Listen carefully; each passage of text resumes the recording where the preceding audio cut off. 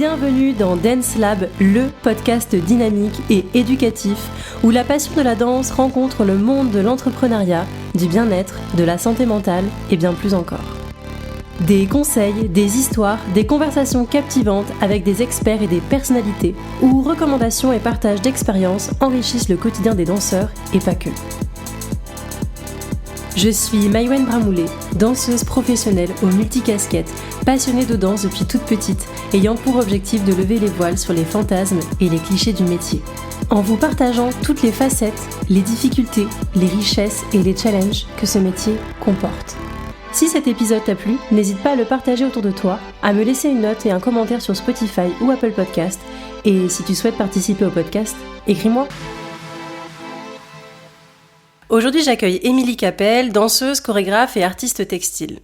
Dès l'âge de 5 ans, elle plonge dans la danse à Noisy et foule très tôt la scène du Palais des Congrès avec Chantal Goya.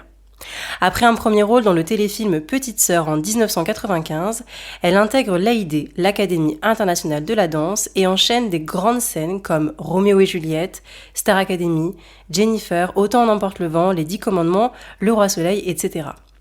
De David Guetta à Bob Sinclair en passant par le Cirque du Soleil, Émilie a fait vibrer les plus grands shows jusqu'à rejoindre les tournées mondiales Sticky and Sweet, MDNA de la reine de la pop, sélectionnée par Madonna elle-même, et elle a également chorégraphié la tournée Rebel Heart Tour. En 2015, après cette carrière flamboyante, elle revient à sa passion de toujours, la broderie artistique, et crée Le Fil d'Émi, un univers délicat où peinture, fil et émotion s'entrelacent. Aujourd'hui, Émilie poursuit son chemin entre textile et scène et signe récemment la chorégraphie du spectacle La Haine, aux côtés de Yaman Okour, ainsi que le clip Impardonnable du rappeur Damso. Un épisode où l'on parle d'audace, de transition, de résilience et de cette force intérieure qui pousse à tout entreprendre. Je terminerai par dire qu'Émilie n'a pas qu'une corde à son arc, mais plusieurs fils à son aiguille. Salut Émilie. J'adore. Salut. Bienvenue dans le podcast. Merci pour l'invitation. Merci à toi de m'avoir offert de ton temps. De rien. Écoute, petite question habituelle pour commencer. Est-ce que tu peux nous parler de ton parcours ? Comment tu as découvert la danse ? Alors, moi je dirais la question dans l'autre sens. Comment la danse m'a découvert ? Ah, j'aime bien. Ouais. Parce qu'en fait, on est venu me chercher dans la cour. Parce qu'on me voyait faire des roues, enfin voilà, j'avais les chaussures aussi sales que mes mains. La plupart du temps, voilà, je passais autant de temps sur les mains que sur les pieds. Et donc, c'était la surveillante de ma maternelle, ouais. Voilà, qui m'a repérée et qui est partie voir ma maman en disant « ce serait bien qu'elle aille à la gym ». Et donc, j'ai été dans ce gymnase dans lequel j'ai passé toute mon enfance. Et dans ce gymnase-là, il y avait des cours de danse.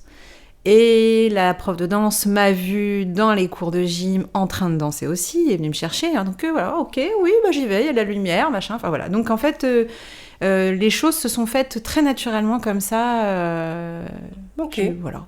Bon, après, c'est vrai que la gym et la danse, ça reste similaire dans le sens où on travaille avec notre corps, on exprime des émotions. Après, je suis contente d'avoir combiné les deux. D'avoir combiné les deux, ouais. Ouais. Qu'est-ce que ça t'a apporté d'avoir combiné les deux ? Certainement aussi un peu ma signature en tant que danseuse, de pouvoir faire des accros en talons, quand même, c'est... Voilà. Mais d'ailleurs, parfois, je regrettais de proposer ça. On en reparlera. Mais du coup, oui, forcément, ça a été un plus dans ma danse. Mais d'avoir fait... Enfin, si j'avais fait que de la gym, je suis pas sûre que mon corps aurait été ce qu'il est aujourd'hui si j'avais pas eu la danse. C'est-à-dire, tu penses qu'il aurait été plus abîmé ? Ouais, plus abîmé, certainement, ouais. Tu me parlais justement de ton genou en off. Voilà. Entre autres, c'est-à-dire que c'est vrai que la gym, c'est assez brutal quand même. C'est très brutal pour un corps, surtout quand il est en développement, en pleine croissance. Et c'est vrai que la gym la danse à côté avait tendance plutôt à m'étirer, le fait de garder les assouplissements, les machins, les trucs. Donc du coup, ça me permettait de balancer, tu vois, entre le très tonique et le flexible. Et en fait, il se trouve que le très tonique, il y a eu des conséquences un peu lourdes sur mon corps, dont les genoux, qui n'ont pas trop supporté le rythme soutenu. Et à en croire le chirurgien avec lequel j'ai subi cette opération, la danse et la gym, ça n'était plus pour moi à vie. À toi, si tu regardes ce podcast, merci pour ton avis très professionnel, que je n'ai pas suivi. La meilleure chose que je n'ai jamais faite de ma vie, d'ailleurs. Mais très souvent, c'est des anecdotes comme ça qui reviennent, où t'entends des phrases de personnes qui... Après, bon, ils font leur métier, hein, mais... Ouais, mais quand tu réfléchis 15 ans, 20 ans après, tu te dis, mais pourquoi tu m'as dit ça, en fait? D'ailleurs, comme je te disais tout à l'heure, cette phrase, je l'ai même pas entendue. C'est ma mère qui a réceptionné l'info, vraiment genre en mode déchirement, parce que j'étais déjà très lancée en tant que danseuse et tout ça. Et elle m'a dit, mais qu'est-ce qu'elle va faire? Ça va être horrible, machin. T'avais quel âge à ce moment-là? 13 ans. Ok. Mais j'étais déjà bien lancée. Donc, mais comme je te dis, en fait, la phrase n'a jamais été dans mon cerveau. Je l'ai jamais subie. T'as eu raison. Mais mon cerveau, il a fait des tris incroyables. Je le remercie parfois. Des fois, je suis un peu... je le remercie pas toujours, mais parfois, il a fait un beau boulot quand même. J'adore. Voilà. Comment, du coup, elle est née, cette vocation artistique? Parce que tu me dis que t'as été lancée très rapidement, mais est-ce que t'as eu un moment où tu t'es dit, en fait, je veux faire ça de ma vie, ou ça s'est fait vraiment de manière naturelle? Voilà, je crois que je me suis jamais dit ça. Ok. Je me suis jamais dit ça parce que, tu vois, là, on parlait tout à l'heure, tu m'as reparlé de Chantal Goya. Je sais, genre la meuf, elle est alors, ouais, je travaillais avec Madonna et Chantal Goya. On est sur un grand écart, plus. Mais avant Chantal Goya, il y avait le Club Dorothée. Oui. Voilà, le Club Dorothée. Avec, bon là, je vais aller loin, hein, c'est pour les connaisseurs. Le Jackie Show. Mais je crois que je n'ai même pas connu ça. Hein. Ah ouais? Non. Bah non. Est-ce que je viens de te mettre une claque là? Ouais, c'est pas grave. C'est pas grave, je le prends très bien. Et en fait, il y avait une danse qui était dédiée à un moment donné dans cette émission, où c'était des petits groupes de danse d'école un peu dans le secteur, tu vois, pas des trucs forcément super pro, qui dansaient sur les nouveaux titres connus, les nouveaux, les nouveaux singles, quoi. Et donc, j'ai été appelée plusieurs fois pour danser sur ce truc-là. Et à l'époque, pareil, je devais avoir 7 ans.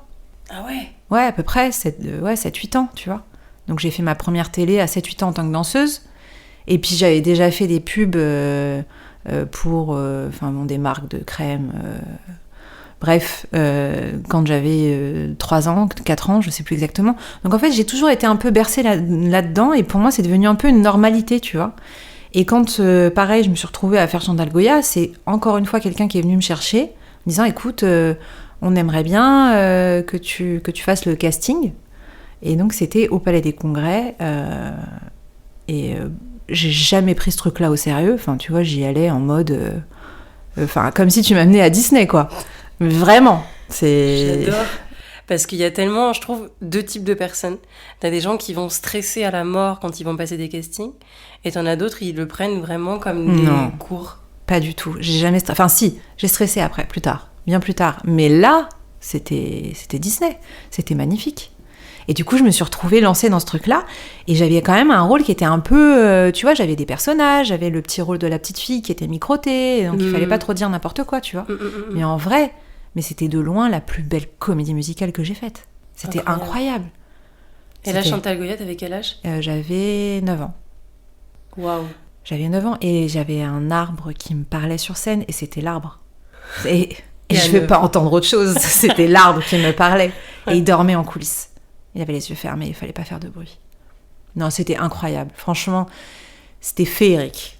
C'est fou parce que quand tu me racontes ça, on dirait que tu me racontes un livre que tu as lu, tu sais, que quelqu'un te racontait, que tu lisais avant de te coucher. Tu as l'air tellement apaisé. Parce que ça fait partie de l'histoire, de là où ça commence. Donc c'est vrai. Puis c'est marrant parce que j'étais pas vouée... J'ai jamais été une grande fan de comédie musicale, tu vois. Mais il y en a qui sont vraiment très calés sur le sujet, qui adorent ça, qui vont documenter le truc et tout ça. Moi, encore une fois, c'est vraiment le truc qui est venu un peu naturellement vers moi. Mais c'est vrai que quand je fais le bilan de toutes ces comédies musicales, je me dis, oh là là, quand même, de loin, celle où vraiment j'étais avec des étoiles dans les yeux, c'était celle-ci, quoi. Incroyable. Ouais. C'est trop beau. Justement, tu me parles de comédie musicale, il y a eu d'autres scènes que tu as pu faire qui sont un peu mythiques, comme la Star Academy, avec Madonna aussi. Et tu me disais là aussi qu'après, tu as commencé à avoir un peu plus de stress. Je pense que tu comprenais peut-être un peu plus les enjeux aussi quand tu passais des castings. Ouais. Est-ce qu'il y a eu... tu vois, au-delà de tout ce que tu as pu faire dans ton parcours, des moments où tu as connu des périodes de doute, de remise en question? Bah oui, même encore aujourd'hui, en vrai. C'est vrai? Oui, Ok. bien sûr. Oui, mais je crois que c'est indispensable. Mais c'est ça, hein, Bien sûr. d'avoir ces remises en question. Et puis surtout dans nos métiers, quoi. Enfin, je veux dire, je veux jeter l'œil à personne, mais demain, tu te blesses, tu fais quoi? Si tu mets toutes tes billes dans le même sac, tu peux vite te retrouver très pauvre, mais pas dans le sens financier. C'est de dire, qu'est-ce que je fais? Tu vois, de mon corps, si t'as l'habitude de te servir que de ton corps pour faire ça et que t'as décidé que c'était que ça. Mais non, je me suis toujours remise en question. Mais d'ailleurs, ça a été parfois peut-être même un peu trop, tu vois. Genre syndrome de l'imposteur. Oh là là, ouais. qu'est-ce que c'est fatigant ce truc. Franchement, c'est épuisant et puis c'est une perte de temps de fou en fait. Ouais. C'est vraiment, Qu'est-ce qui te faisait douter précisément? T'as une anecdote particulière? T'as des choses dont tu te souviens? Voilà. On a combien de temps là? Parce que là, je risque de... Autant que tu veux. Non, en vrai... Alors, si j'essaye tu vois, de me faire toute la chronologie, c'est-à-dire que ça a été je me suis amusée, ça a été un amusement pendant très très longtemps. Tu vois, par exemple, tu me parles de la Starac. La Starac, pour moi, c'était... Mais pareil, c'était toujours à Disney. C'est Disney. Je fais la première Starac, j'ai aucune idée de ce à quoi Enfin, ça n'existe pas, on sait pas de ce que c'est. Tu vois, on les voit tous dans un château. Moi, Jennifer, c'est devenue une très bonne amie à moi de cette période où vraiment on était lancés dans un truc, on avait absolument aucune idée du truc mythique que ça deviendrait. Ouais. Donc c'était, on s'amusait quoi. C'était incroyable, c'était trop bien. Mais à aucun moment j'ai senti qu'il y avait un enjeu capital ou un tournant dans ma carrière, tu vois. Donc si tu veux, je me suis beaucoup amusée jusqu'au moment où peut-être je crois que vraiment le premier casting où je me suis mis un peu le stress, c'est peut-être celui de Madonna. Ok. Voilà, parce que je parlais pas anglais. C'était même pas pour la danse. Hein. Ah, c'est parce que tu parlais pas anglais? Mais c'est quand même drôle, parce qu'on passe quand même des castings de danse où on se dit que la danse, c'est quand même un langage international, où tout le monde se comprend. Et donc toi, tu stressais pour l'anglais? Bah pour l'anglais, oui. Je stressais beaucoup pour l'anglais et j'ai failli foirer mon casting à cause de ça. Ah ouais? Ouais. Pourquoi? Alors, non mais t'es prête pour l'anecdote la plus pourrie de l'année, quoi. La meuf va jusque New York pour faire le casting, on part sur un coup de tête. Et en fait, quand on arrive là-bas, la meuf nous dit « Vous venez de la part de quelle production ?» et tout. Moi, je suis là, genre, avec un CV que j'ai plié en 6 dans ma poche, écrit au stylo, avec la photo maton il y a 10 ans collée sur le côté du truc. La meuf la plus pro du monde, on adore. Et en fait, quand on arrive là-bas, on dit en fait, on vient parce que on connaît une danseuse qui est avec elle, machin. Et au début, la meuf nous dit mais non, en fait, vous pouvez pas venir comme ça, quoi. C'est un casting privé, en fait, où les danseurs sont appelés, en fait. Et en fait, je pense que la meuf a un peu pitié de nous. On était quand même 10 à avoir pris nos billets sur un coup de tête. C'est 10 Français? Ok. 10 Français, ouais. Et en fait, je crois qu'elle a eu pitié de nous et elle a dit bon, allez-y, elle nous a laissé passer. Donc déjà, premièrement, failli foirer mon casting là, quoi. Déjà, dans un premier temps. Et puis moi, derrière, à rien comprendre de ce qui se passe parce que je parle pas un mot d'anglais. Donc je suis juste là, genre sur le côté. Je vois passer le danseur que j'ai vu sur la tournée de Madonna, et puis un autre de Beyoncé, et puis de Justin machin, et je suis là, waouh. De nouveau un peu dans Disney quand même, un petit peu, toujours. Mais avec des enjeux, je me dis quand même, là, tu te frottes à quelque chose, voilà. Et en fait, je passe le casting, et là, je vois le danseur de Madonna, et la danseuse de Beyoncé, part, machin, et moi, je suis encore là, quoi. Ouais. Ah ouais. Et je suis encore là, je me dis, waouh, incroyable, quoi. Puis là, je commence à y croire. Un petit peu, tu vois, je me dis, en fait, pourquoi pas moi, tu vois. J'étais pas du tout dans un truc de me dire j'allais être prise. C'est-à-dire que je suis arrivée là en me disant juste pour l'expérience, tu vois. Sauf que quand t'arrives à un certain niveau de l'audition, tu te dis, en fait, pourquoi pas? Ouais. Là, j'ai commencé à stresser. Je me suis dit, attends, moi, je vais danser pour Madonna? Ok, donc là, j'ai commencé vraiment à sentir... T'as vu, la lumière se tamise juste à ce moment-là. Tu sais que j'ai des frissons depuis tout à l'heure. C'est ouf, hein? Ah ouais, j'ai des frissons dans tout ce qu'on raconte. Ça faisait longtemps que j'en ai pas parlé, en plus. C'est vrai? Ouais. Bah, je suis très honorée que t'en parles. Et en fait, au moment où... donc je me retrouve toute seule, la seule française.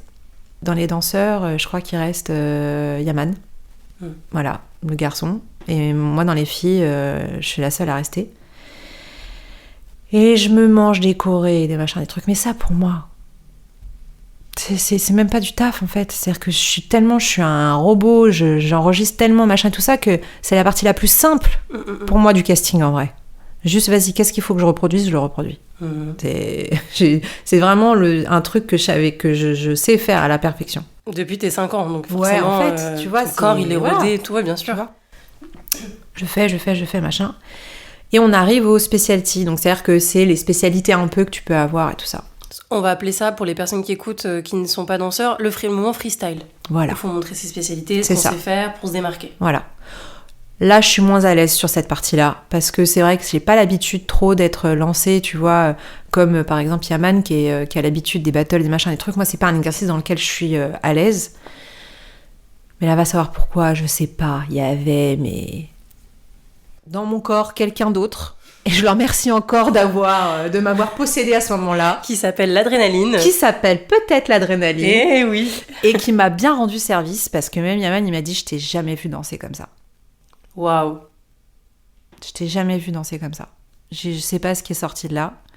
Et en fait, ce qui s'est passé, c'est qu'après, ils ont séparé les filles et les garçons. De nouveau, encore une fois. On était genre plus qu'une dizaine de meufs. On était vraiment plus beaucoup, quand même. À New York, elle en a pas retenu beaucoup. Parce qu'elle a fait un casting aussi à LA. À New York, il y en avait vraiment plus beaucoup. Et donc, le moment où j'ai failli foirer de nouveau mon casting... en fait, t'avais une dame, d'ailleurs j'ai trouvé l'idée tellement délicate que je l'ai repris moi après pour mes castings plus tard. Il y avait une personne qui venait te dire dans l'oreille si tu partais ou si tu restais.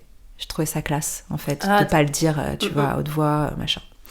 Donc en fait, la dame venait, mais ça, je l'ai compris après, si tu veux, j'ai même pas capté qu'elle venait te dire quoi que ce soit. Donc elle vient et elle me dit quelque chose, tu vois, donc je fais un signe de la tête et puis du coup je suis la fille qui est devant moi et à qui on a dit quelque chose 2 secondes après et elle prend son sac et elle sort, donc moi je sors aussi, puis t'as tous les garçons qui m'attendent devant le casting et puis je suis avec le sac, ils me disent bah alors, je dis bah ouais, je crois que ça y est, c'est terminé, on nous donnait les réponses plus tard. Tu sais, je suis pas vraiment là quoi, je viens de faire un truc de dingue, je sais pas, tu vois. Ah bon, bah ouais, ok, on y va alors. Puis on commence à partir vers le métro. Et là, la meuf qui vient de me chuchoter un truc dans l'oreille, elle est là, sur le coin de la rue. Oh my God, please, come back, you have to stay. Genre vraiment, genre l'idiote du village, quoi. J'avais rien compris. J'avais pas compris. Pardon.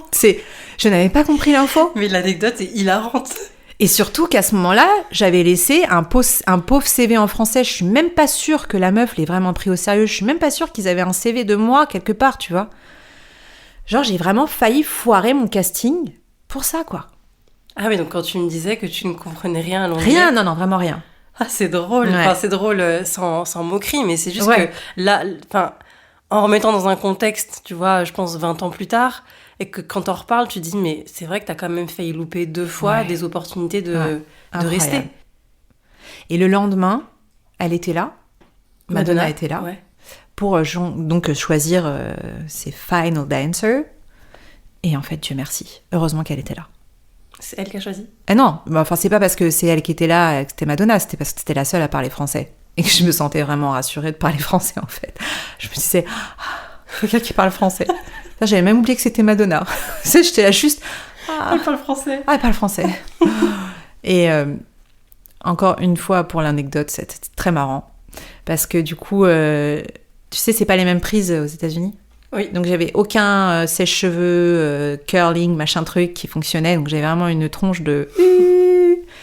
horrible. Donc j'avais opté pour le plaquage, tu vois, genre j'avais mis full gel, machin, queue de cheval. Et elle m'a demandé d'enlever la queue de cheval. Je dis, oh my God, pourquoi elle me demande ça?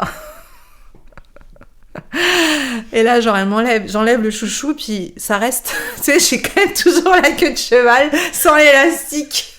Mais c'est pas le pire casting que t'es passé. Non, mais... Hilarant. Et là, elle vient. Elle vient, elle me dit, oh my god, elle vient, elle se lève, c'est genre saoulée, elle me dit, mets la tête en bas, genre, je mets la tête en bas, et elle me frictionne la tête, tu sais, et elle m'enlève toute la laque, je me dis, c'est irréel, j'ai Madonna en train de me frictionner ma tête, en plein casting et tout. Bref, je remonte comme ça, tu vois, je fais, ça va pas, hein. Et en fait, elle m'a regardé, elle m'a dit, I like you. Oh wow. Elle m'a dit juste ça. Après, elle m'a demandé... Ah oui, après, elle te demande, ton signe astrologique. Elle aime bien savoir le signe astrologique et tout ça. L'heure, elle te demande tout, quoi. Donc, je lui donne le truc. Et en fait, donc, on termine quand même cette audition avec... je crois qu'on n'est plus que 5 ou 6 danseurs avec moi. Et donc, je vois Yaman au fond de la ligne, quoi. On est encore là, tu vois.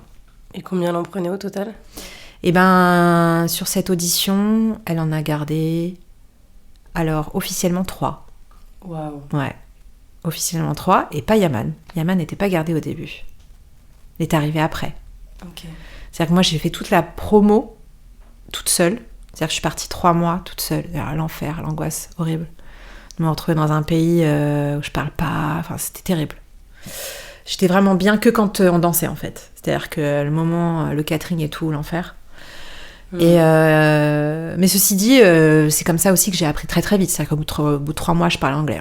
Ah bah tu... Survivor, mode, t'as pas le choix. Alors, je peux te dire que t'apprends, mais en 2 secondes. Ouais. Tu t'es sentie un peu, toi, seule ? Ah ouais. Pendant cette période, ouais, très très très seule.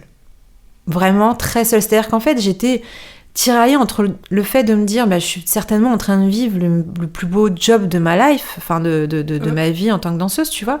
Me dire putain, punaise, j'arrive pas à savourer vraiment le truc à sa propre valeur, tu vois. J'étais là, genre, je me souviens le soir, on se faisait, oui, il y avait pas Zoom et tout, on se faisait des Skype.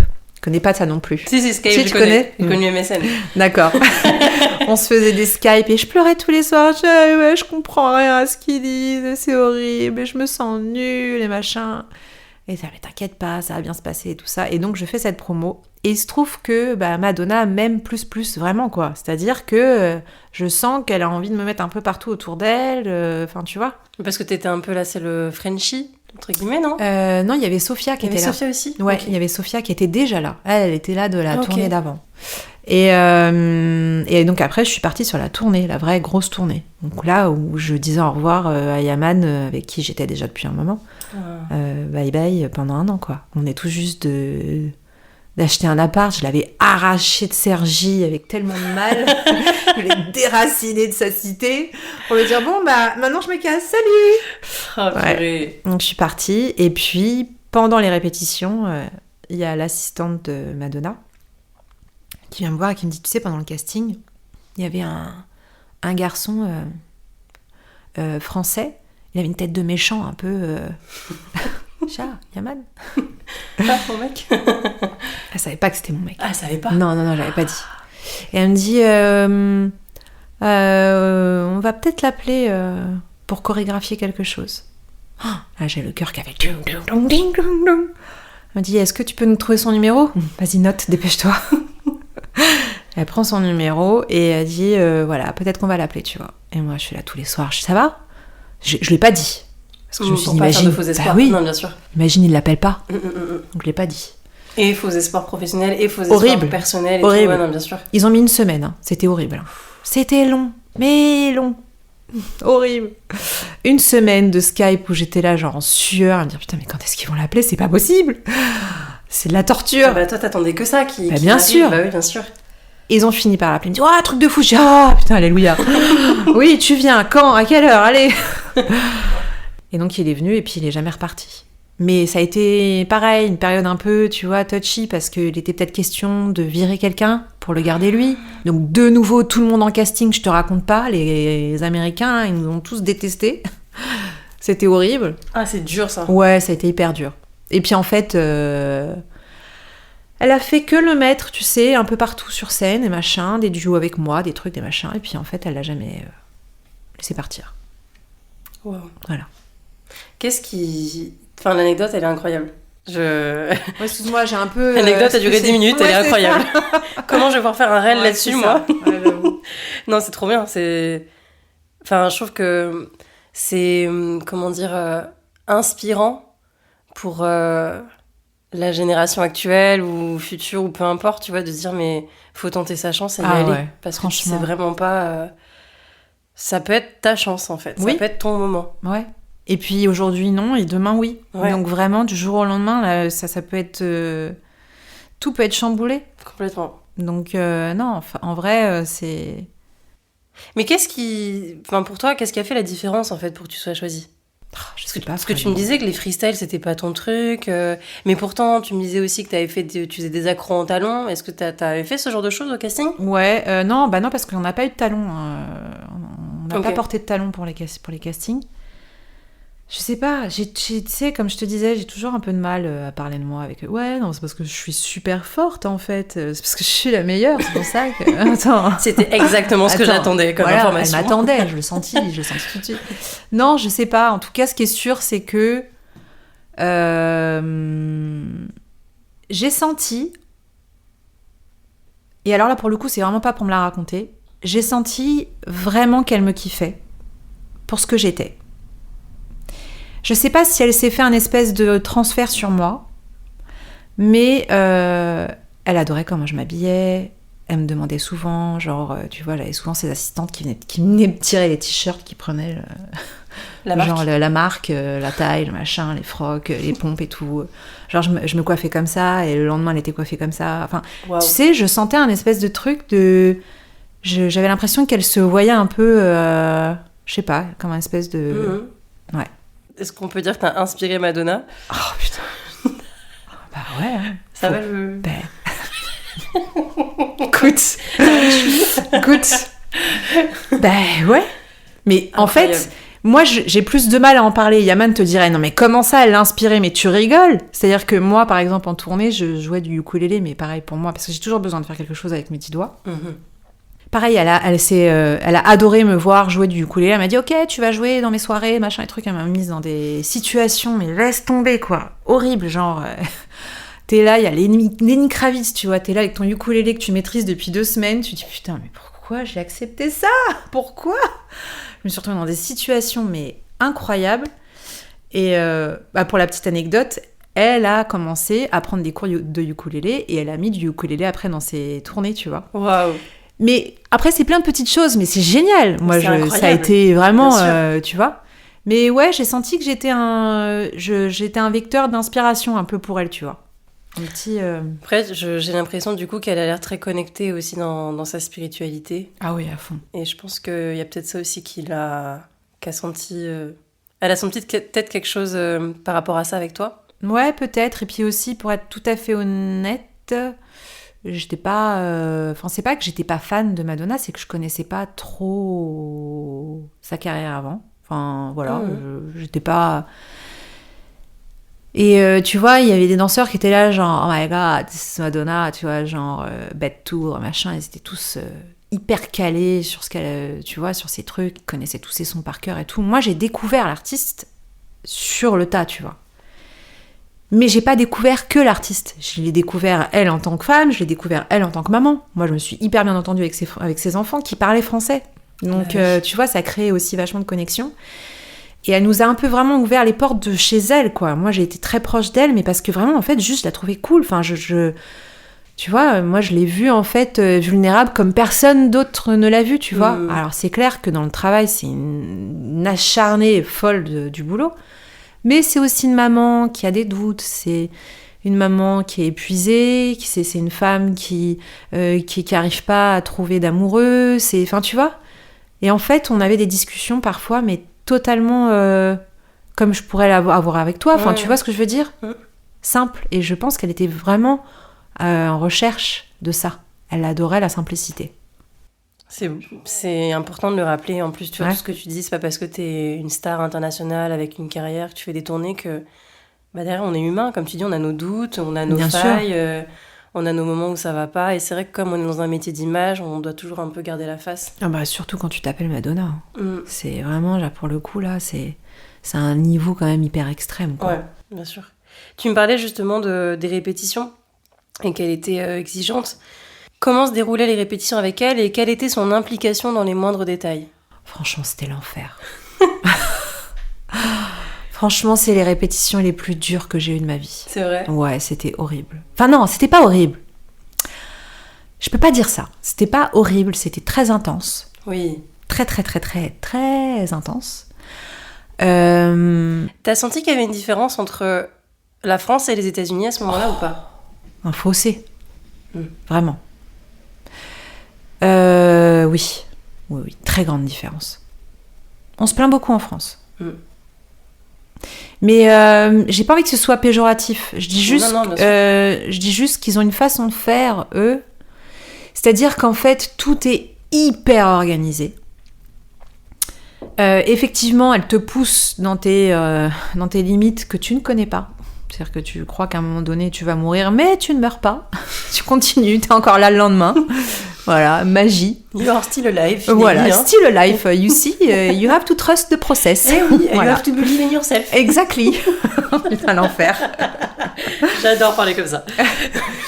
Mais c'est un peu ça, en vrai. C'est-à-dire que, tu sais, tu vois, tu te dis, mais...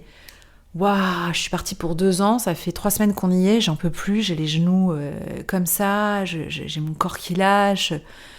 Je me dis, je tiendrai jamais. C'était des répétitions jusqu'à 3h du matin, et puis le lendemain, et puis en plus, elle a une hygiène de vie, mais laisse tomber, ouais. C'est la salle de sport tous les jours, et puis si elle s'y colle, il faut que tu t'y colles aussi, et puis t'as pas d'excuses, et puis c'est vraiment un taf hyper excessif.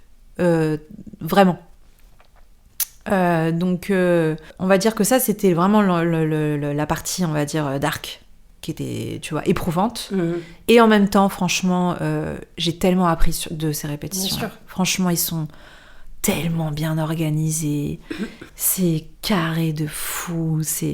Rien n'est laissé au hasard. La scéno, elle est tellement bien pensée. Les changements de costumes, tout est millimétré, chronométré, machin. Et en fait... c'est très dur de revenir en France après ça. Parce que tu te dis, en fait... Après, on a une autre façon de faire. C'est pas forcément plus... C'est juste différent. Mais je me dis juste que, en vrai, eux, ils perdent beaucoup moins de temps parce que le process est déjà tellement mis en place. Par exemple, j'ai trouvé ça hyper smart qu'elle ait une doublure. C'est-à-dire que t'as une personne qui fait sa place sur scène. Donc il y a des soirs où elle joue pas. Enfin, pendant les répétitions, bien entendu. Pendant les shows. Mais pendant les répétitions, il y a quelqu'un qui prend sa place et qui se coiffe tout pareil, le maquillage, les costumes, les lumières, tout, machin, qui apprend tous ses steps, ses machins et tout ça, ses mimiques et tout ça. Wow. Ouais. Et elle se note en fait. Enfin, elle note le show qu'elle voit avec elle, tu vois. Et donc elle prend des notes, elle dit ok, ça il faut que je change, ça il faut que je change, ça ok, ça je change et machin. Et après, donc, on inverse les rôles. C'est-à-dire que la personne qui était sur scène doit lui changer ça. Ok, on va faire ci, ça, machin, tout ça. Moi, je me souviens d'un détail qui m'avait... Mais je me dis, mais franchement, elle est ouf. J'étais déguisée en elle. Il y a un titre qui s'appelle She's Not Me. Et j'étais déguisée en Like a Virgin. Tu sais, elle avait son grain de beauté qui était là. Ouais. Et elle avait mis dans les notes... Make sure her mole around is round. Genre, soyez sûr que son grain de beauté soit rond. Il était pas rond.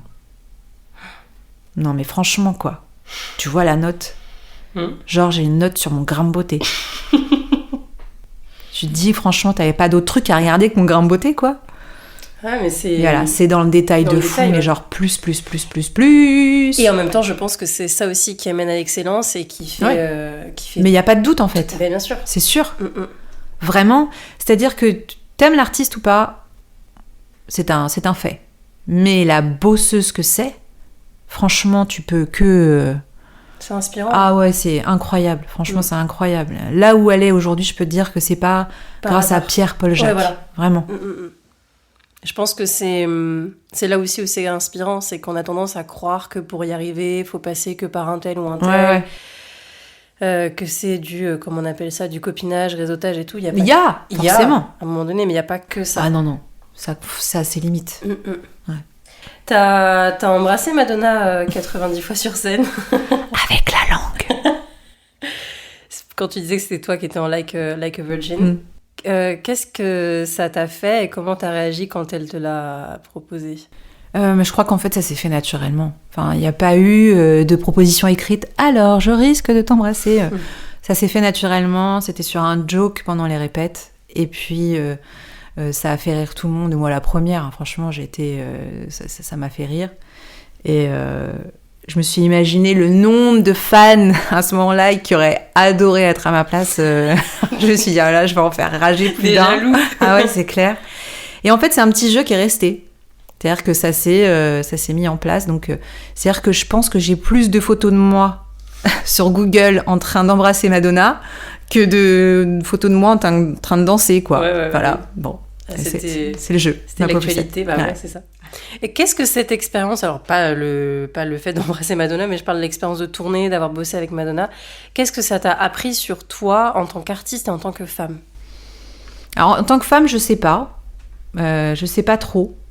Après, c'est vrai que cette aventure, je l'ai vécue en plus avec Yaman, qui était déjà mon amoureux. Donc, c'est vrai que j'ai vécu un petit peu aussi en famille. Donc, il y a eu un terrain un peu familial malgré tout dans ce job, tu vois.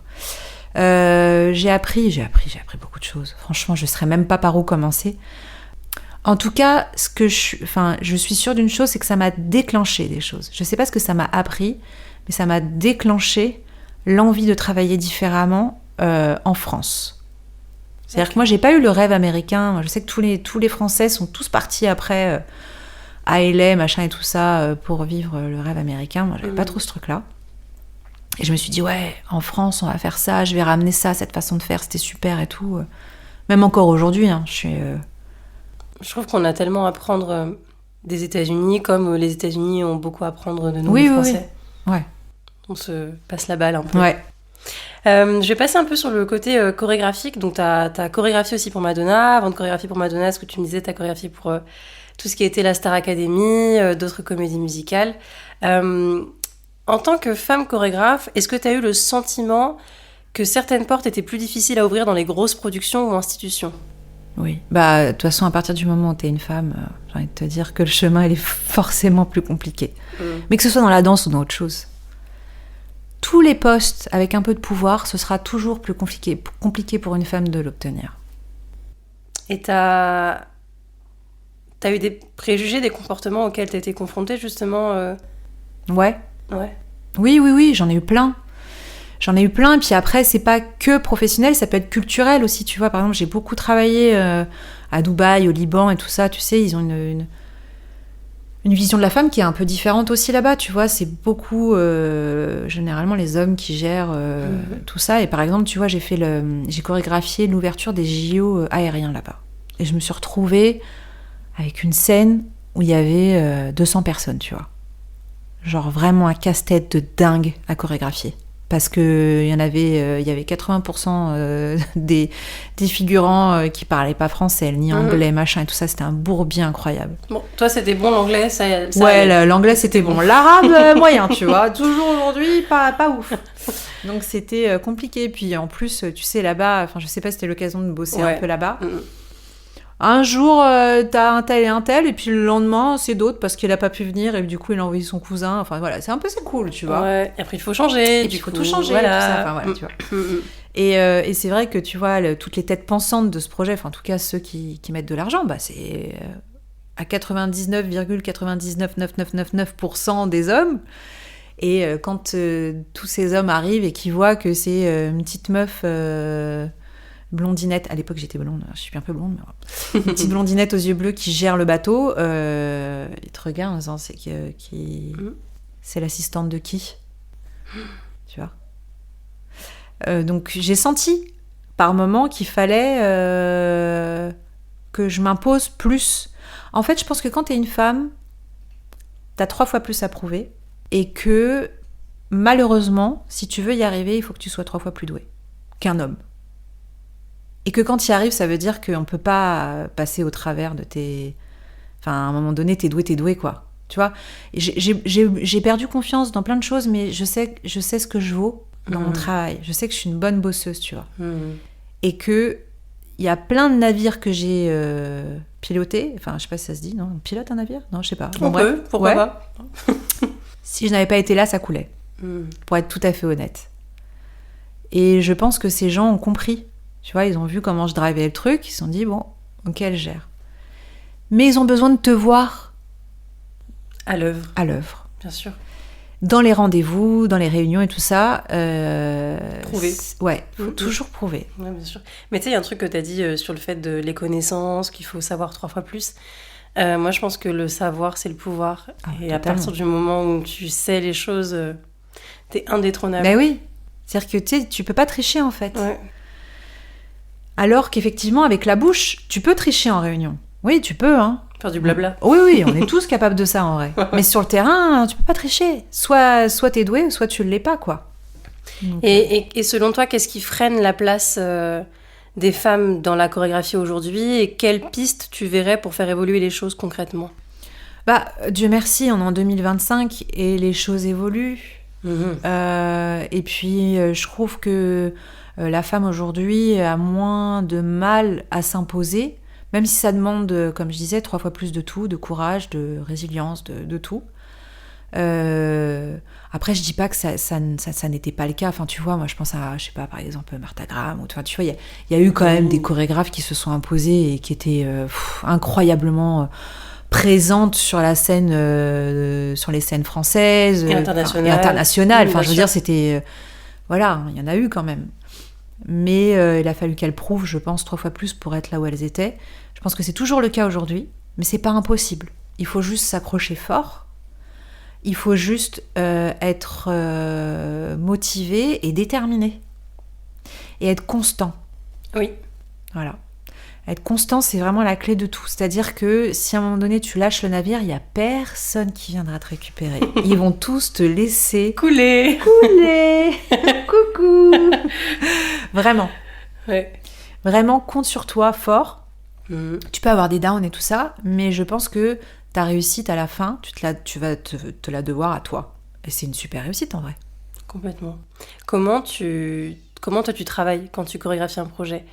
Est-ce que tu pars d'une idée, d'un mouvement, de la musique? Tout à l'heure en off, on parlait un peu aussi, tu vois, de s'inspirer aussi des danseurs qu'on a en face de soi. C'est quoi ton processus? Ça dépend du projet. La demande, bien sûr. Ça dépend du projet. C'est-à-dire que dans le commercial, je t'apprends rien, il n'y a pas le temps, il n'y a pas d'argent, il faut aller vite, et machin. Donc on est malheureusement pas trop dans le qualitatif, entre guillemets. C'est très dur de faire du qualitatif dans le commercial. Je dis pas que c'est impossible. Je dis juste que parce qu'en vrai, pour être tout à fait honnête, je pense qu'avec des bons danseurs, tu peux faire n'importe quoi. Bien sûr. Voilà. Enfin, n'importe quoi, je m'entends, mais ça paraîtra toujours beau. Enfin, je veux dire, tu peux avoir le plus beau projet du monde si tu prends des danseurs qui sont pas à ton image et machin, voilà. Donc, je pars du principe que dans le commercial, tu as une certaine liste de contraintes, si tu veux, à prendre en compte dans ta chorégraphie. Tu vas chorégraphier sur un son que tu kiffes pas. Les danseurs, ils vont avoir un costume que tu kiffes pas non plus. Enfin, voilà. Oui, et puis je précise pour les personnes, tu vois, qui pareil sont pas dans la danse et qui écouteraient cet épisode. Parfois, tu crées une chorégraphie en studio, c'est génial, tu fais des mouvements et t'arrives. Et après, on coupe tout. Et on coupe tout. Et on coupe tout. Parce qu'en fait, le costume ne met pas... Tu peux plus lever les bras. Par exemple. Je prends un exemple un peu bête, où tu peux plus te plier parce que le jean, il est pas stretch. Enfin, et puis, on changera la chorégraphie, pas le pantalon. Exactement. Ça, c'est pour les personnes qui écoutent et qui sont pas dans le milieu et qui se demandent un peu comment ça se passe. Mais ça peut être très frustrant. Et pour le chorégraphe, et pour les danseurs. Mais en même temps, c'est aussi, je pense, qui fait notre force en tant qu'artiste et chorégraphe, c'est notre adaptabilité. À pouvoir aussi se dire ok, on s'adapte. On s'adapte. Franchement, on est des caméléons, les danseurs. Après, je reviens sur le coup du pantalon. J'aurais dû prendre l'exemple plutôt des sols, parce que les sols, c'est compliqué de les changer. Un pantalon, on peut le changer. Et puis en plus, on a des costumiers qui sont très réactifs généralement. Donc voilà. Cool.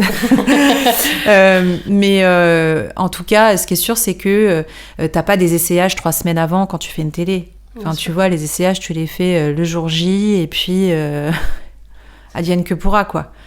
Donc, c'est vrai que en vrai, c'est très compliqué de faire du qualitatif dans le commercial. Parce que, voilà. Après, quand t'as un peu plus de temps, enfin, pas là, par exemple, pour la haine, tu vois, le travail, il se fait pas de la même manière. Parce que déjà, t'es drivé par une histoire. C'est au service d'une histoire. Donc, forcément, t'es pas inspiré de la même façon, tu vois. Moi, je sais que j'adore raconter des histoires à travers la danse, c'est genre ma passion, quoi. Et c'est souvent comme ça que je suis le plus créatif. Et d'ailleurs, sur la haine, j'ai vraiment pris le risque, parce que c'est un exercice sur lequel je suis pas très à l'aise, toujours... c'est-à-dire que dans le commercial, t'as besoin, par exemple, de tout penser en amont, tu vois. Genre ça, Yaman, c'est un truc qui me dit, mais ça m'a rend taré quand je te vois faire ça, mon Dieu. Genre je suis là, genre je fais mes trucs, mes petits dessins, tac, je sais, les formations. Même si je suis pas au step près, tu vois, je sais où est-ce que je vais, tu vois, j'ai mon mood board de la Corée.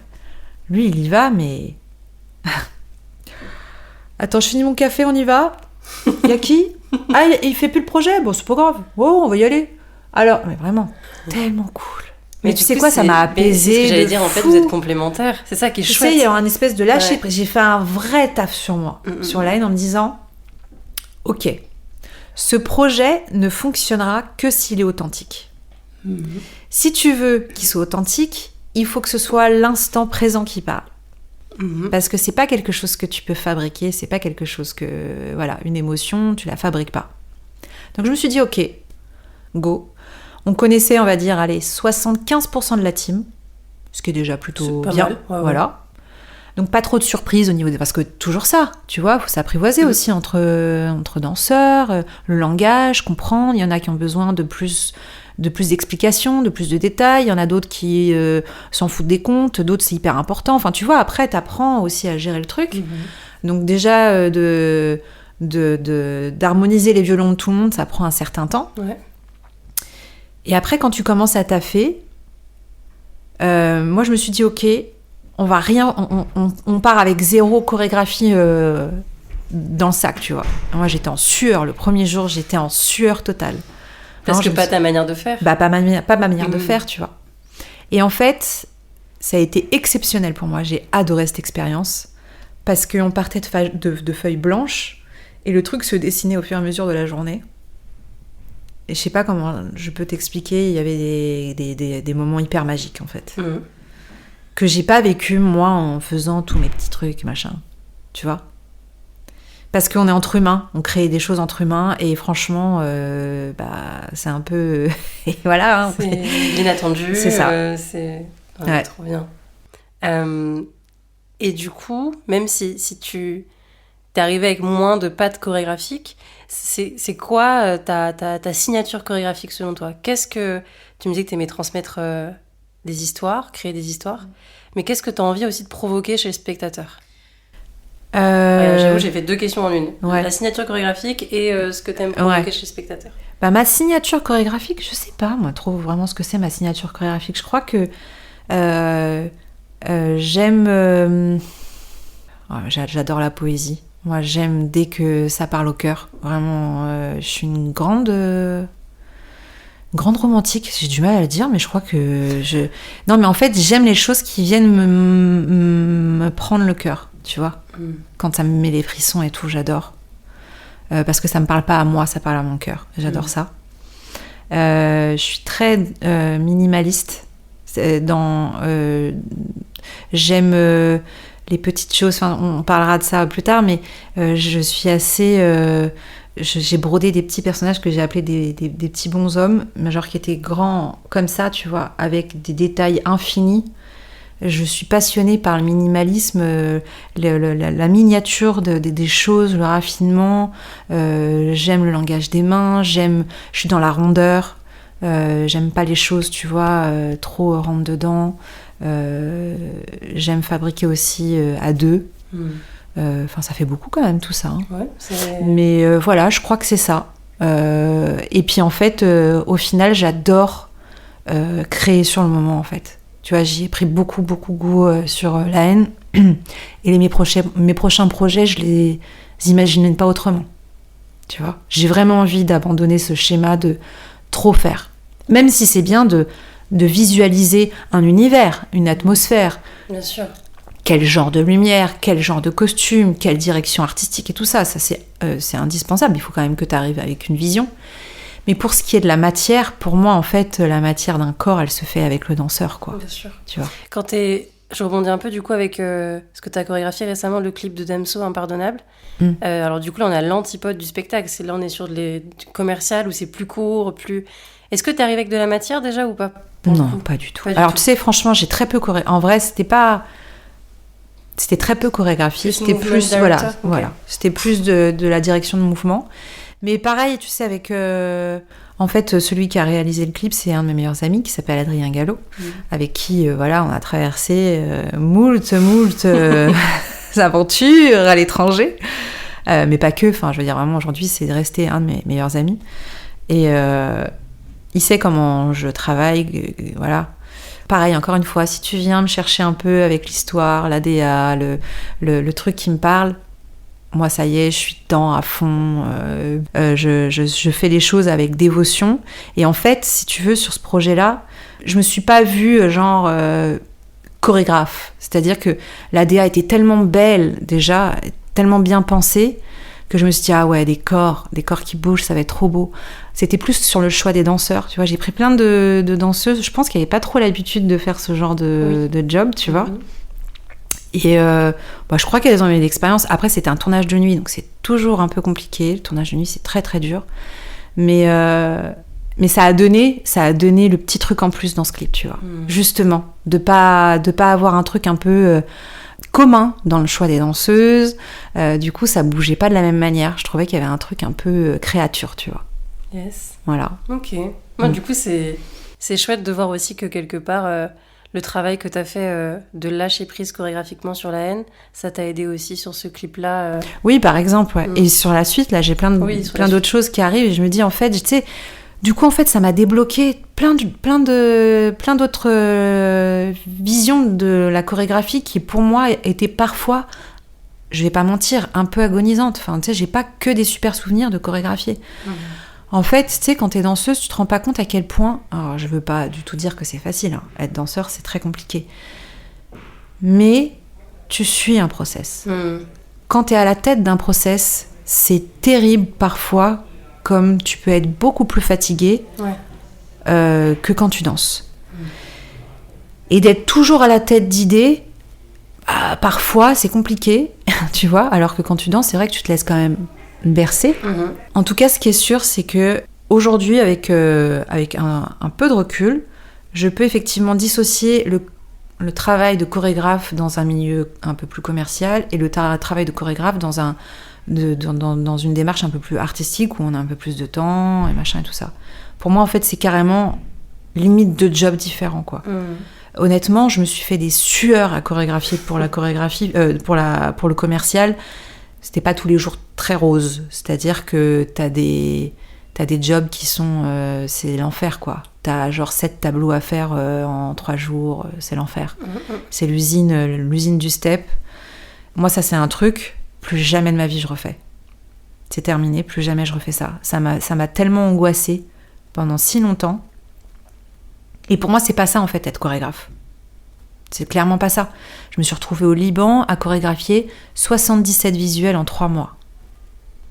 Wow. Sur X Factor. Je suis ressortie de là, j'avais 4 kilos en moins. J'ai plus répondu pendant, je sais plus, pendant 6 mois, je me suis mis sur off, quoi. Genre, je répondais non à tous les jobs et tout. Je me dis, en fait, je vais finir par devenir folle si je continue à faire ça. Et je pense qu'en plus, il y en a pour qui c'est plus facile que pour d'autres, et je pense que pour moi c'était très dur. Donc je me suis dit stop, c'est pas pour moi ça, je suis pas faite pour ça, je vais arrêter la chorégraphie, c'est pas mon DEL en fait. Et quand j'ai arrêté, alors avec effectivement un petit burn-out machin, j'ai mis beaucoup de temps avant de me dire peut-être que je rechorégraphierai, on va voir. Et justement, ça me fait une belle transition pour la suite où tu me disais que ce que tu avais lancé donc avec ton projet Le Fil d'Amy, ça t'avait permis de te reconnecter à la danse, à la chorégraphie. Ouais, beaucoup plus librement. Beaucoup plus librement, ouais. Qu'est-ce qui t'a poussé vers cette forme d'expression, la broderie ? Alors, en fait, il faut savoir que j'ai toujours fait quelque chose de plus manuel à côté. Enfin, pas dans un but professionnel, tu vois. Mais j'ai toujours fait autre chose, tu vois, genre...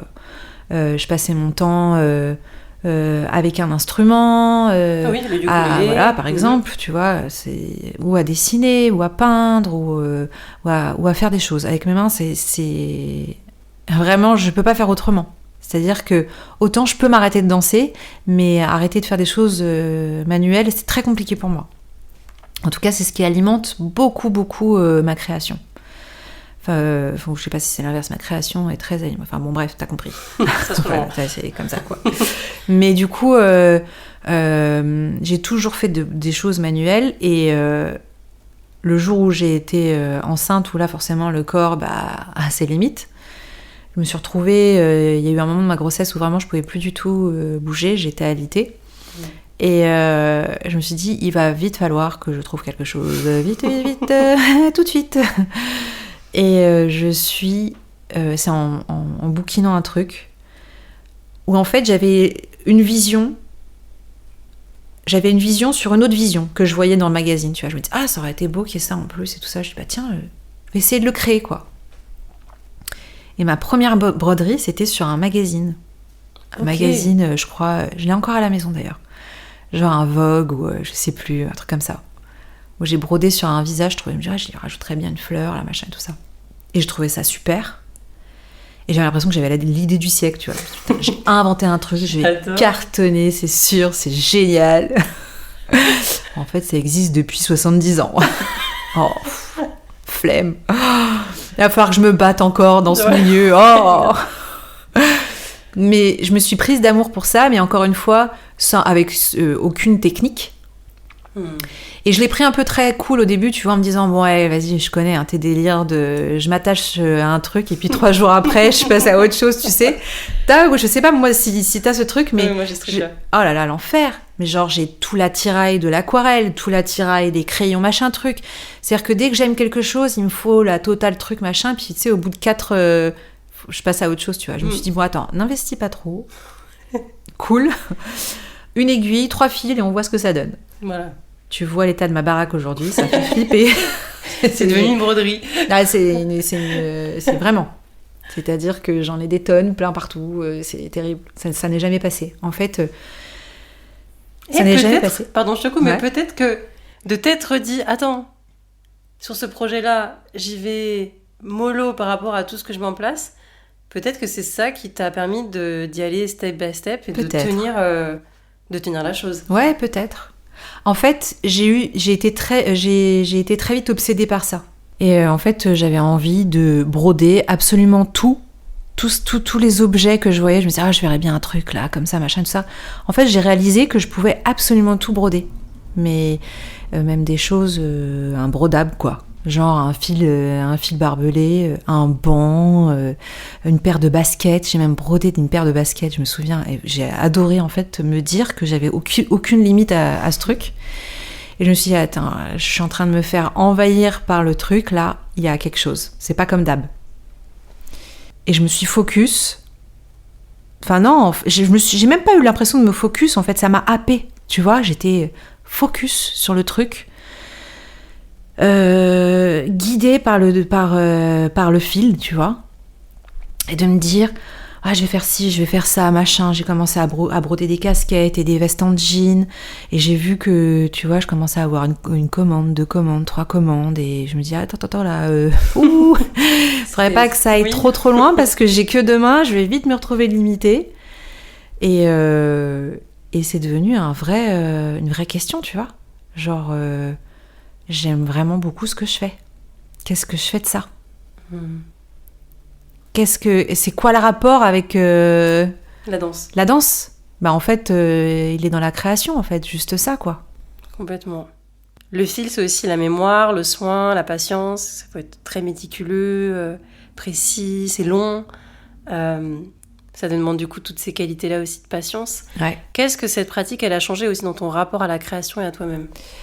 Alors déjà dans la broderie il y a quelque chose de très méditatif que j'ai jamais trouvé dans la danse. Ok. Voilà. C'est-à-dire que oui, je vais effectivement trouver un peu de si, enfin je mens, enfin tu vois, par exemple quand je m'étire et tout ça, tu peux avoir un côté un peu, tu vois, relaxant. Méditatif, c'est différent quand même. C'est-à-dire que vraiment, tu t'échappes du cerveau qui part partout, machin, tout ça. Là, t'es absolument focus sur l'instant T, présent. Il n'y a plus rien qui vient dans ton cerveau. C'est-à-dire que si tu te concentres pas sur ton aiguille, déjà, tu te piques, ça fait mal. Et puis en plus, tu perds le fil. Alors que, par exemple, tu vois, il y en a plein qui m'ont dit « Ah, tu fais du tricot ». Non, je ne fais pas du tricot. Le tricot, faut compter. Je déteste ça. J'aime pas compter les mailles, savoir où est-ce que t'en es. Il faut compter, sinon tu vas avoir un trou. Non. Une broderie, t'es là inspiré, tu poses le truc pendant 3 jours, et puis tu reviens, et puis voilà, ça repart, tu vois. C'est un truc qui est très instinctif. En vrai, j'ai mis du temps à comprendre pourquoi ça m'avait autant captivée. Tu vois, je me suis dit quand même, attends, je suis danseuse, tu vois. Et en fait, j'ai mis beaucoup de temps à m'avouer que je suis juste artiste, en fait. C'est pareil, genre, ouais, en fait, je suis juste une artiste, c'est tout. Tu vois. Je suis pas que danseuse. Mais la vérité, c'est qu'elle est là. Je suis pas qu'un physique. J'ai des mains aussi. Forcément. C'est juste que je me sens vraiment artiste. Et que je pense que je ne suis pas plus danseuse, que je ne suis pas plus brodeuse, que je ne suis pas plus chanteuse, que je ne suis pas plus tout ça, en fait. Mmh. Et tu vois, quand il y en a qui me disent « Mais attends, tu rigoles, t'es danseuse, c'est pas évident. » Ouais, mais c'est une façon de s'exprimer, en fait. Ouais. C'est une façon d'exprimer son art. Et puis parfois, c'est par le corps, parfois c'est par la voix, parfois c'est par les mains. Ouais. Et honnêtement, je me sens... Bien sûr que j'aime la danse. J'ai aimé toutes ces années-là et je les aime encore, tu vois. Mais je me sens aussi bien à créer avec des danseurs qu'à créer avec mon fil, qu'à créer avec mon ukulélé, ou tu vois. En fait, la base, elle est là. Et c'est vrai que c'est un truc qu'on a du mal à se créditer en France d'artistes pluridisciplinaires. Tu sais, on a beaucoup de mal avec bien ça, sûr. Tu vois. On déteste ça. Et on a du mal aussi à voir, je trouve, autrui réussir dans plusieurs domaines. Ouais. Tu vois, même dans la danse. Ouais. Mais juste, parlons, si on, tu vois. Oui, dans les différents styles de danse. Juste dans la danse. Ouais, bien sûr. Mais moi, ça a été l'enfer. Toutes mes années danse. À dire, tu fais quoi comme danse ? Bah oui, je danse. C'est un bon début, non ? Je danse.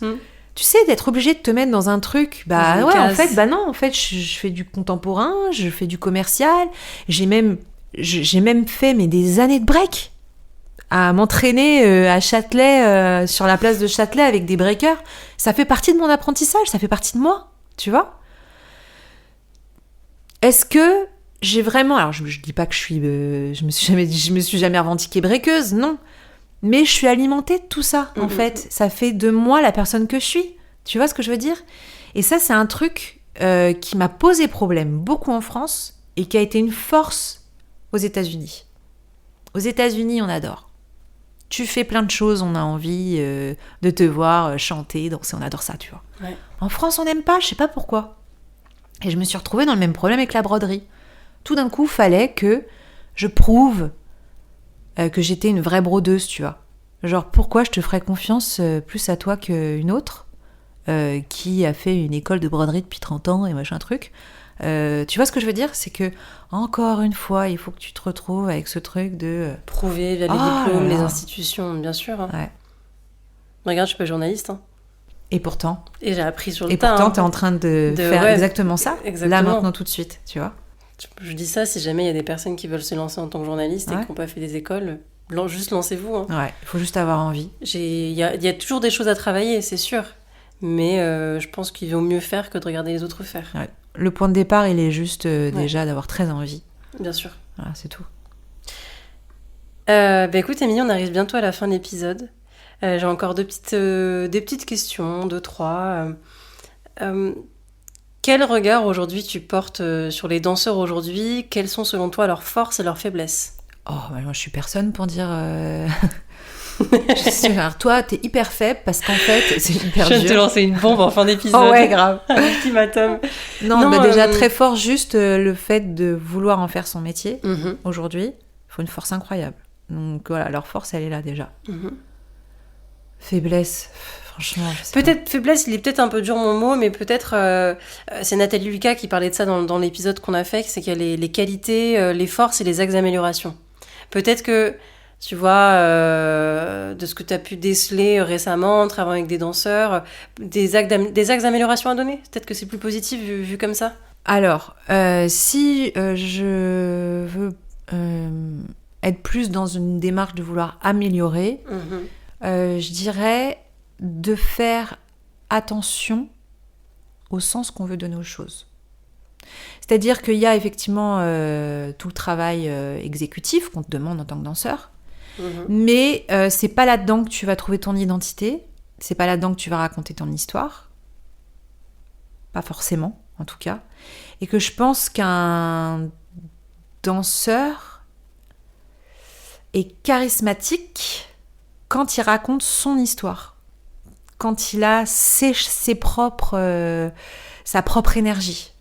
Je pense que c'est indispensable. Alors c'est pour ça que je dis, tu vois, aujourd'hui ils prennent beaucoup de cours et tout ça, c'est cool, c'est bien, il faut, c'est important. Mais à un moment donné, il faut savoir se décrocher de tout ça et dire ok, maintenant je suis qui ? Qu'est-ce que ma signature chorégraphique ? Pourquoi je suis plus différent qu'un autre ? Bon, on est tous différents de par nos histoires, mais parfois je trouve que c'est trop scolaire. Mais c'est peut-être aussi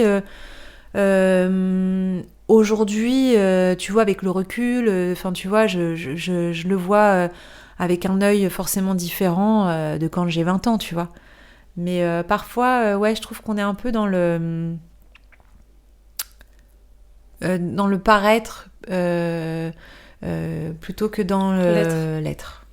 Voilà. Je sais pas si j'ai répondu à ta question. Ça répond à la question et je trouve que les mots que tu as employés résonneront en plus selon là où chacun sera dans sa vie, peut-être en écoutant cet épisode. Ouais. Tu me parles de quand tu avais 20 ans, justement, qu'est-ce que tu aurais aimé entendre à 20 ans ? Pas forcément dans la danse. Hein. Ouais. Perds pas trop de temps à ne pas avoir confiance en toi. Voilà. Parce que c'est des années très précieuses. Là, je reviens à la danse parce qu'on parle de ça, mais c'est vrai qu'une carrière de danseur, c'est quand même relativement court. Après, je parle pas de chorégraphe. Hein. Vraiment, la carrière de danseur pure, elle est forcément limitée par le corps. Et voilà. Et quand on manque de confiance, on peut aussi se louper dans l'évolution de notre carrière. Parce que moi, j'ai eu sur mon chemin l'impression d'attirer un peu les profiteurs, tu vois. Alors qu'au final, c'est peut-être moi qui étais attirée par les profiteurs. À cause de mon manque de confiance. Besoin d'être validée par d'autres personnes plus un peu au-dessus de moi, tu vois. Alors qu'au final, c'est une perte de temps parce que je pars du principe que, alors, si tu veux si tu veux qu'on te respecte, comme je te disais, je sais pas si on l'a dit à la caméra, mais si tu veux qu'on se respecte, il faut que tu te respectes. Ça prend un travail fou, ça prend beaucoup de confiance de se respecter, beaucoup d'assurance, beaucoup d'énergie. C'est énergivore d'avoir confiance en soi. Parce que si toi tu ne l'as pas, personne l'aura pour toi. Personne l'aura pour toi.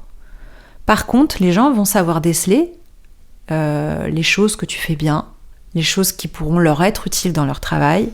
Ils vont faire confiance, qui vont venir te presser comme un citron. Et après tu diras, attends, j'ai commencé à travailler pour eux, j'avais 20 ans, et puis je ressors, j'en ai déjà 26. Ça va vite, le temps passe vite. Ouais. Et quand on a envie d'évoluer, il faut se faire confiance, il faut se respecter, il faut croire en ses valeurs. Et il n'y a rien de plus beau que de jamais trahir ses valeurs. C'est magnifique. Quand tu arrives en fin de cycle, j'ai pas envie de dire carrière, parce qu'une carrière, ça s'essouffle jamais, une fin de cycle, et que tu regardes derrière, tu dis waouh, c'est aligné, tu vois. Je suis alignée avec mes valeurs, c'est magnifique. Tu prêches une convaincue. Ouais. Ouais. Voilà, merci pour ce rappel, c'est important. Ouais. Quels sont tes projets futurs ? Parce que tu me disais là que c'était en ce moment un peu stressant. Je me disais, bon, au mois de juillet, stressant. Et oui, il faut préparer la rentrée déjà. Ouais. C'est quoi tes projets futurs, perso, pro J'ai plein de petites choses dont je peux pas trop parler maintenant. Oui, bien sûr. Et il y en a d'autres où je peux parler. Il y a le concert de l'UMA qu'on fait avec la haine là en septembre, par exemple. Donc là, on est déjà dedans. Le retour de la haine aussi à la scène musicale à partir de novembre. Donc pour les petits retardataires, il est toujours temps de venir nous voir à la scène musicale je ne connais plus les dates, mais bon, je novembre, les mettrai dans la biographie et la description de c'est l'épisode. Juste ici. J'adore ça, les vidéos. Oula. Quelque part. Voilà. Et puis aussi des projets perso qui... Le fil d'Amy me manque trop. Voilà. Ce qui est vraiment sûr, c'est que j'ai un amour infini pour ce projet. Je veux qu'il évolue. Et c'est l'énergie j'ai envie d'aller là-dedans. J'ai envie d'y retourner. Je sais que je peux pas tout faire toute seule. Je suis limitée, j'ai besoin d'être entourée, tu vois, j'ai peut-être besoin d'un agent, j'ai peut-être besoin de... Quel moment Et voilà, donc, par exemple, voilà, pour évoluer, c'est sûr, parce que franchement, c'est pas possible que ça dorme, ce projet. J'ai trop d'idées, j'ai envie de faire trop de choses, et d'ailleurs, je vais mêler, prochainement, la danse à la broderie. J'ai trop hâte, ça va être trop beau. Trop hâte de voir. Ouais, ça va être canon. Je me dis que je sais pas où est-ce que je vais aller avec le fil d'Amy, mais j'y vais, voilà. Et j'ai envie que ce soit... j'adorerais, en tout cas, que ça fasse partie de mes gros projets de la rentrée. Voilà. Ok, je te le souhaite. Ouais. Je pense que si c'est ce que tu te dis et si c'est ce que tu cultives déjà, c'est que ce sera le cas. Ouais. En tout cas, je cultive. J'arrose tous les jours. J'arrose tous les jours les plantes. C'est ça. Merci beaucoup, Émilie, merci à toi pour cet épisode. Est-ce que tu aurais un dernier mot, un dernier message pour le clôturer? Vive la danse! Non, c'est nul. Non, je dirais que on a des métiers totalement fous, totalement incertains, mais que franchement, quelle vie incroyable on a en tant qu'artiste. Ouais. Je souhaite à tout le monde de goûter à ce que c'est que de se lever le matin pour faire quelque chose qu'on aime. Franchement, c'est un game changer. Parce que quand t'as pas l'impression de travailler, en fait, t'es Hulk. Tu peux faire des tonnes de choses. Tu sais même pas... c'est insoupçonnable la force qu'on a.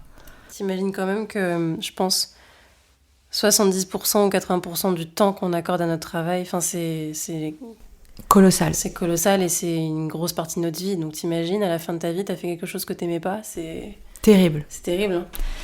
Et oui, d'être donc toujours drivé par la passion, en faisant attention de ne pas se faire marcher sur les pieds, parce que voilà, c'est important. Et aussi de laisser une trace. Alors, parce que je trouve que chez les danseurs, il y a quelque chose de très ingrat, parfois. C'est que la danse, c'est sur le moment, c'est furtif, ça vient et puis ça repart. Alors, c'est laisser une trace avec une vidéo, avec quelque chose, tu vois. Moi, c'est vrai que j'incite vachement les danseurs à faire des choses pour eux, tu vois. Même si c'est pas d'une qualité incroyable, on s'en fout. Mais quand ils ont une idée, de nourrir cette idée et de le faire, d'aller jusqu'au bout. Parce que c'est eux. C'est vraiment eux.